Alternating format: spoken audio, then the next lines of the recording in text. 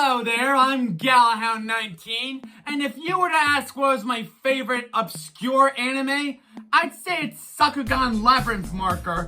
The story of a father and daughter team piloting a not-so-giant robot fighting kaiju whilst traveling to underground cities.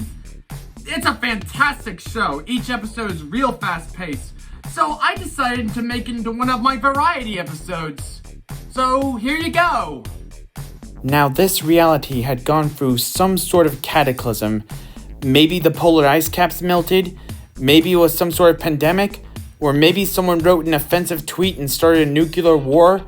Something had set humanity back to living in caves, hunting with stone-tipped spears, wearing animal pelts, and surviving in the dense jungle lands where the laws are few and the strong reign supreme. But the smart, they have all the fun. Like Memembu, she is a young, headstrong, but gifted jungle girl who is the remnant of the Rainbow Wildlings. A once elusive tribe with deep spiritualistic ties. They would say certain members would have strange, reoccurring dreams, callings.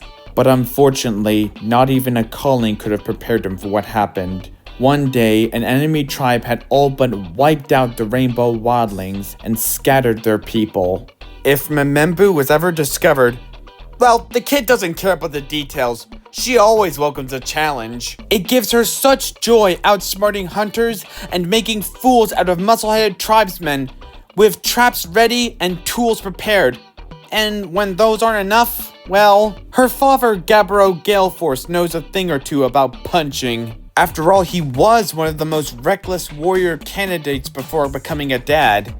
This father and daughter team would face many threats in their travels. Memembu would have mysterious dreams, as if the jungle was beckoning her to travel through its mysterious plains to unlock its wild mysteries.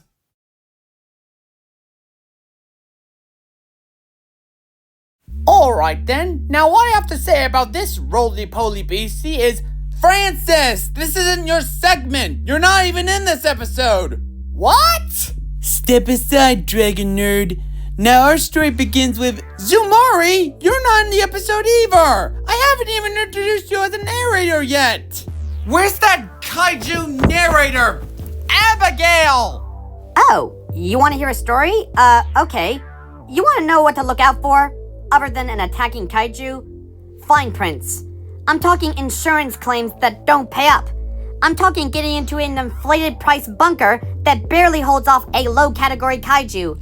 Just scams after scams after scams. That's why certain communities have broken off from the government to build settlements hidden away in the wilderness. And some of them are doing surprisingly well, actually. Like this one place called Underville, a town built in a network of underground tunnels. I know, right? Modern cave people. And I gotta say, they make a mean minestrone.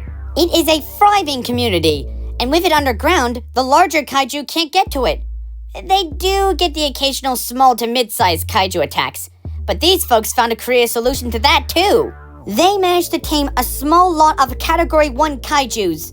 Well, they weren't housebroken, but they would fend off any kaiju that were too close to Undertown. And I was lucky enough to see one of these rip-off Pokemon in action, the Blue Tarragon.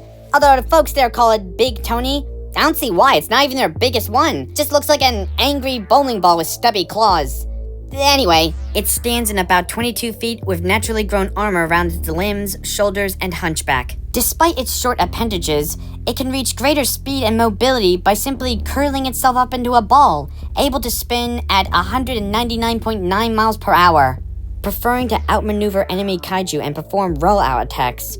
And once you got him worn out, the creature would then reveal a second set of subtractical claws, able to carve through stone and crush steel. Able to land a killing blow easily enough. Now let me tell you about this other kaiju. Sorry, Abigail, your segment's over. Segment? What are you talking about? Oh, so you can't break the fourth wall then?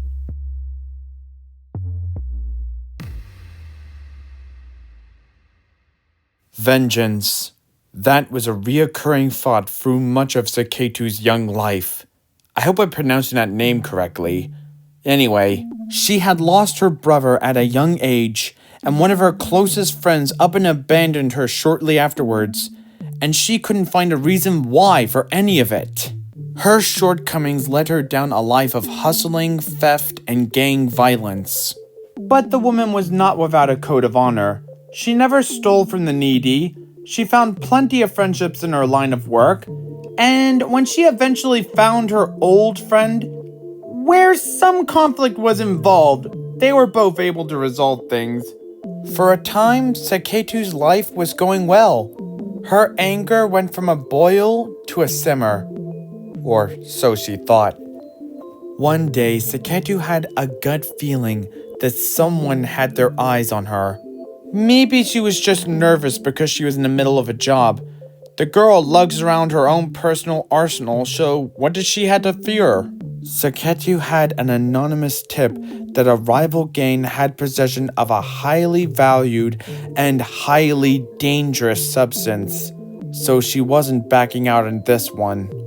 But when she got to the site, when she found the rival gang, they were all in very unexpected and very gruesome positions. They were dead. Saketu was on the verge of vomiting. They all looked like they were decapitated by some kind of wild animal. Just then, a black goopy-like creature leapt in front of her. Saketu fired on instinct, but the bullets harmlessly passed through its slime body. It then pounced on her, spawning tendrils to wrap around her limbs, spreading across her body. This was a symbiote, a creature that requires a host body and feeds off of anger. Instantly, it recognized Saketu's potential. It then spawned tendrils from her back, grabbing every gun from her collection, getting ready to paint the town red. Saketu's mind was flashing with images of everyone who ever angered her. Not just a bunch of jerk faces, but some of her friends. This thing was going to hurt all of them. The symbiote was just leaving the front door with a sharp-toothed grin on his face until she stopped it. Saketu may not have had as much control over her anger as she thought, but she sure wasn't gonna let this thing control her. Let's skip ahead a few hours. After fighting for control, the two of them came to an arrangement of sorts. Saketu has to deal with rival gangs and murderous goons on the regular, so she'd let him go crazy on that regards, so long as she gets some quality time with her friends. They agreed to take turns for control, and so that was it.